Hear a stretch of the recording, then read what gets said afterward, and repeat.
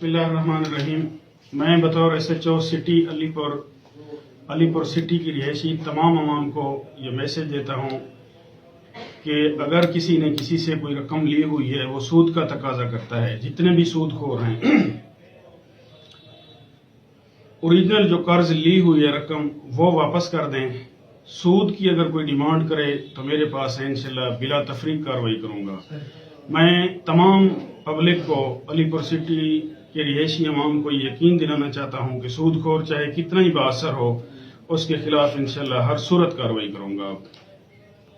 जी, मेरा ये भी मैसेज है, अक्सर लोगों ने कर्जे लिए होते हैं, फिर वो सूद की आड़ बना के जो है ना वो कर्जा हड़प करने की कोशिश करते हैं, वो सूद का मामला बना के पेश करेंगे। अगर इसी तरह का कोई वाकया साबित हो गया मेरे सामने कि इसने कर्ज देना था और सूद का मामला बना के पेश करेगा इधर, तो उसके लिए भी किसी किस्म की कोई माफी नहीं होगी, सख्त कानूनी कार्रवाई होगी उसके खिलाफ भी।